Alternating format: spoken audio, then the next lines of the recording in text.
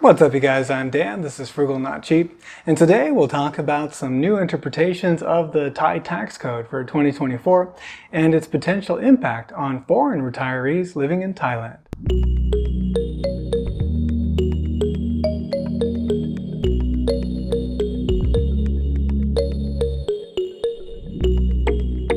So I've had a long-held plan to take advantage of geographical arbitrage and retire in the country of Thailand, hopefully firing and retiring early. FIRE stands for Financial Independence Retire Early. I put a previous video out on kind of a couple challenges that have happened here for my FIRE plan. One is that the cost of the Elite Visa, now called the Thailand Privilege Card, has gone up significantly. And then the second is that there is a new interpretation of the Thai tax code that went into effect this year, 2024.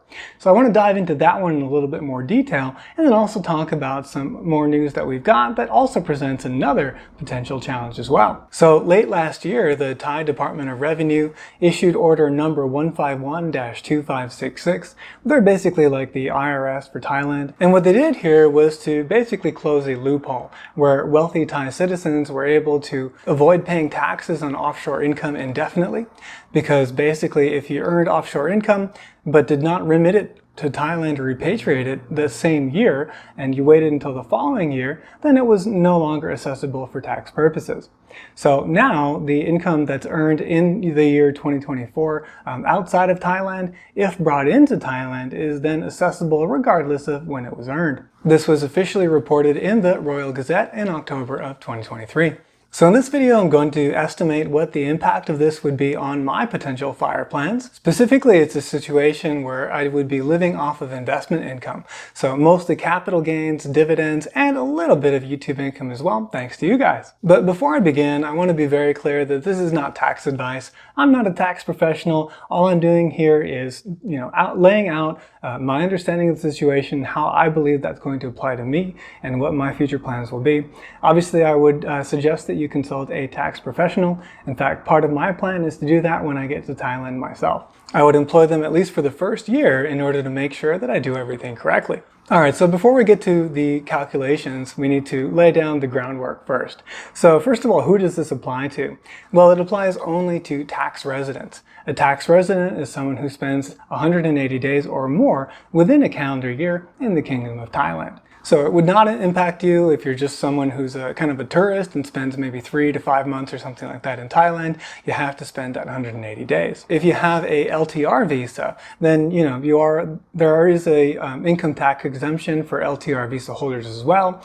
These are a bit harder to get. You need like an income of $80,000. You need assets of $1 million. There's kind of different ways to qualify for it, but even the lowest one requires an investment in Thailand of about $250,000. So in my situation, it's not really a viable option. Second, the tax is only applying to accessible income that is brought into the Kingdom of Thailand. So you might earn, say $50,000 overseas, but if you only remit $10,000, then that $10,000, whatever portion of that is accessible, then you would be tax liable on that portion. There is some talk that Thailand might try to assess worldwide income regardless of whether it is remitted to Thailand or not, and we'll talk about more of that later, but that isn't a done deal yet. That's just something that the Revenue Department apparently is considering for the future. So third, and you might have caught this in my last comments, it only applies to accessible income. Things like Social Security are not accessible income due to a dual taxation treaty, but you want to be careful, look at the dual tax agreements between your country and the country of Thailand and make sure. Another thing that is not accessible income is savings. So if you had cash savings up to December 31st of 2023 and you remitted those to Thailand, then that would of course not be income. Those are personal savings, and so then you would not have a tax obligation either. I don't know if this applies to money market accounts and other cash-like instruments. That's something that we would need more guidance on from the TRD, the Thai Revenue Department. In my particular case, I don't really have all that much cash. It's really mostly all in investments. Okay, so as a potential FIRE in the Kingdom of Thailand, I would be there year-round, so I would be a tax resident there over 180 days, and I would have accessible income. That would be the income that I remit to Thailand to fund my living expenses. And that would be, again, coming from capital gains dividends and a little bit thanks to you. And I would consider all of my spending in the Kingdom of Thailand to be part of that sort of tax base. Some people have talked about how swiping your credit card doesn't count as a remittance, and also taking money of an ATM fee might not count as a remittance. I don't think that really makes sense to me. I don't think that would stand an audit with the Thai authorities. I think basically any monies that you spend in there as a tax resident would be considered remittances. Now, as a tourist, you don't have to worry about it, but again, as a tax resident, at least the way I'm going to go by it is to be conservative and super by the book and assume that those are going to be remittances. So how much am I going to have to pay? Well, here I think it's useful to compare the US and the Thai tax systems to get a feel for it. And actually, there are quite a lot of similarities. See, there are both progressive tax systems. In other words, they ask more of you the more that you earn, which I think makes a lot of sense. And they both also have some sort of exclusions or deductions that you can take off the top, and some tax-free space as well. So I've put together a spreadsheet that can help you compare. That's at the resources links in the description for the video. And this is a sheet called Thai and US Personal Income Tax Calculator. And it's got a few different tabs, and as we go through the video, I'll be covering kind of what's on each of those as well in a way. So first though, I just wanted to look at how much we would pay in taxes as the average worker here in the US, and then we'll look at that in the Thai situation. So in 2023, the median personal income was $48,060. That means half of individuals earn more than that and half of individuals earn less. So I think it's a pretty representative number. Here in the US, we have currently a standard deduction of $14,600. So we can take that out right off the top, and that reduces our taxable income to $33,460. We're taxed on part of that at the 10% rate and the remainder at a 12% rate, so not too bad. We end up with a total tax liability of just under $3,800. If we were to earn that same income in the Kingdom of Thailand, our tax liability would be much, much higher. At current exchange rates, this would be about 1.75 million baht. Now, you do get a personal allowance of 60,000 baht. That's kind of like the standard deduction. And then also the first 150,000 baht is taxed at a 0% rate. So that's the first 210,000 baht that you remit or earn if you're living there are taxed at 0. So that's pretty nice. Still though, because $48,000 is so much money in Thailand, this gets us all the way to the 25% tax rate. And our total tax liability is just under $7,900, much, much higher. But again, this is due to the major wage differential. If we were the average worker in Thailand, things would look quite different. So the average salary, I found one statistic said it's about $820 a month. That's just under $10,000 a year. It is an average and not a median, and I don't know how good the data is, but it's probably a decent idea. If we had an income of $10,000, then our tax liability would only be about $217. So that's a 2.2% tax rate, which is much better than the almost 8% tax rate that we have here in the US for the kind of representative income. Okay, but what's this actually going to look like for me as a potential firee in Thailand? Well, again, the whole idea about moving over there would be to save a lot on the cost of living, and so I would intend to have a budget of $20,000 that I would remit to Thailand for those living expenses. That comes out to just under 730,000 baht and gets us up into the 15% tax bracket with a total tax liability of $1,450. That's 7.2% that I'd have to pay to the Thai Revenue Department. I guess that's not terrible. Of course, on this part, this is where I would, at least in the first year, employ the use of a local Thai tax professional to make sure that I'm doing everything correctly. But essentially, I'd be filing Form DN-90. Now, the US and Eritrea are the only two countries that tax their citizens regardless of what country they're tax residents of. So even though I would be a tax resident of Thailand, I still need to pay Uncle Sam. So here's kind of a representative situation. And the really wild thing here, there's very preferential treatment for non-wage income. So if you have capital gains and dividends, then you can really generate quite a lot of that income and have a zero tax liability. So the amazing thing is I understand that the standard deduction comes right off the top, and then on top of that you can have a taxable income of up to $47,025 in capital gains and qualified dividends completely tax-free, which is just insane. So in this scenario, I would have qualified dividends of about $10,000. I would be converting $20,000 a year from a traditional IRA to a Roth IRA. This is what's called the Roth conversion ladder that would help me to fund future years.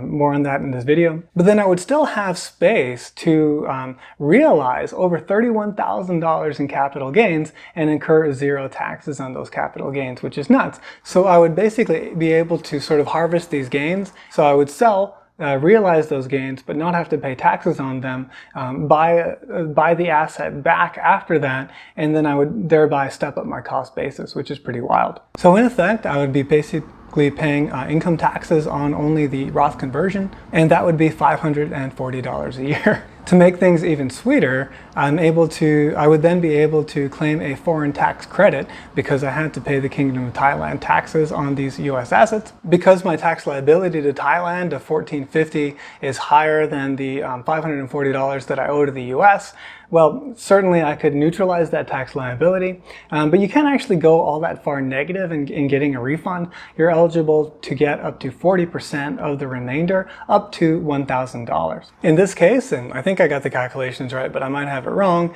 I would get 40% of $909, and that would be $364 back from Uncle Sam. So net, my taxes paid between the two countries would be $1,085, and on $61,625 in income, that's just insane.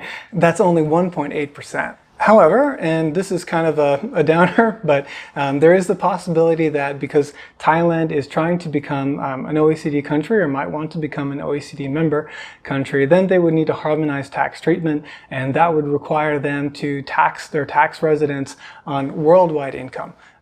So yeah, this could get a little bit messy, and even though there are, again, dual tax agreements between the United States and Thailand, this wouldn't help me very much. At least from my reading of the dual tax agreement, the Kingdom of Thailand would still be able to tax my capital gains and dividends at ordinary income tax rates, which of course would have a devastating impact on my tax liability. And Thailand also does not recognize Roth accounts. There are very few countries that do, countries like the United Kingdom and Canada and a few others. But in general, all this work I'm doing with the Roth conversions and all that, that would be kind of for naught in terms of the eyes of the Thai tax authorities. So what would that look like? Well, plugging in the $61,000 in income under this scenario, and this is the third tab in the spreadsheet that I've linked that you could download a copy of for yourself. This would mean that we'd have an assessable income of 2.24 million baht. That would put us all the way up in the 30% tax bracket, and the total tax due would be just over $10,000.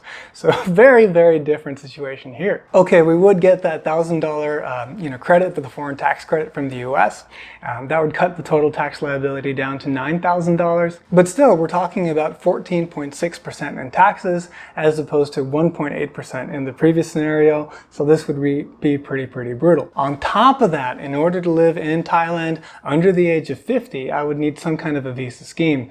Again, the LTR visa is a little bit too rich for my blood, so at the moment I would be looking at one of the privilege visas, either the 5 or 10 year, and that would incur a cost of about $4,000 a year for the privilege of living in Thailand under the age of 50. So total, I'm looking at $13,000 just to live there, plus the $20,000 in actual living expenses to be there, and we're up to $37,000 a year, which does not represent a really good savings at all. I could live here in Plano for $37,000 a year and be pretty comfortable. So yeah, that's not great. Now, thankfully, they haven't made a decision to do this just yet. And if they were to do it, unlike where they closed the loophole and they just had to reinterpret the existing tax code, it's kind of like a departmental note. In order to assess worldwide income, I believe that this would require more actual legislation through the Thai government. And so it'd be a much bigger deal and would take a lot longer to get through and pass and implement. So it'll be something to keep an eye on, but it isn't an immediate worry in terms of something that's likely to go into effect like next year or something like that, I don't think. So given that, though, it might make more sense if I were to retire early in Thailand anytime soon. It might make more sense to get the 5-year visa. It would cost $200 per year more for the visa. You get a little bit of savings going to get the 10-year versus the 5-year. But then it would also mean that I wouldn't end up sinking another $20,000 because the 10-year visa is $40,000. into a tax regime that I might not actually want to, be a part of in the future, if that makes sense. Because yeah, that's quite of a lot to invest in the Kingdom of Thailand. But we'll see.